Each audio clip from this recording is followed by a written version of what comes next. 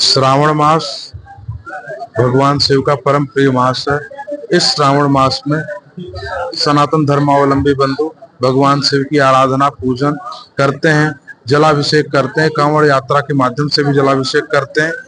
यह सावन प्रत्येक वर्ष आता है, परंतु इस वर्ष जो श्रावण मास पड़ा है यह 40 वर्षों बाद पड़ा है, जिसमें श्रावण का सोमवार पहला, जिस दिन से शुरू हो रहा है श्रावण मास उस दिन भी सोमवार, जिस दिन श्रावण मास का समापन हो रहा है उस दिन भी सोमवार, और दोनों सोमवार शनि की राशि में ही हो रहे हैं।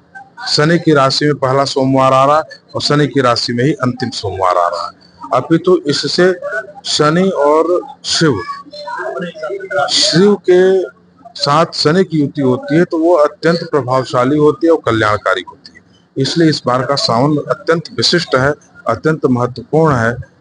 तो सावन मास में जो 5 सोमवार पड़ रहे हैं ये बहुत पुण्यदायी है।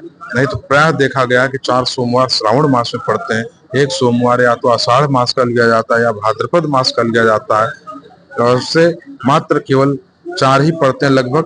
इस बार 5 सोमवार श्रावण मास में पड़ रहे हैं, जो 40 वर्षों बाद ऐसा योग संयोग जुड़ रहा है, ऐसे नक्षत्र जुड़ रहे हैं, ऐसी तिथियां जुड़ रही हैं, ऐसे लग्न जुड़ रहे हैं, यह श्रावण विशेष फलदायी हो रहा है।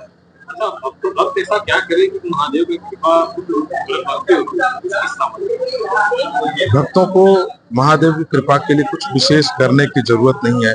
शास्त्र कहता है महादेवेति महादेवेति महादेवेति, 3 बार महादेव महादेव करने मात्र से भगवान शिव भोले भंडारी कल्याण करते हैं।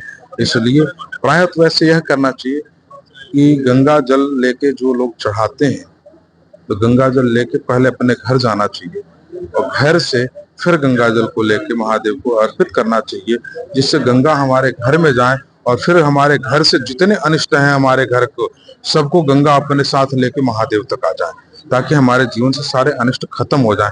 डायरेक्ट प्रायः देखा गया है कि गंगा जल लेकर के गंगा से लोग जल लेते हैं, सीधे महादेव को चढ़ा देते हैं, जो नहीं होना चाहिए। हमारे हिसाब से यही है कि गंगा को घर लेके आए, गंगा का पूजन करें घर पे, फिर उसके बाद घर से गंगा से कहें गंगा हमारे घर के दुख दारिद्र को आप हरण करो, और फिर उस गंगा को लाकर महादेव को अर्पित करें।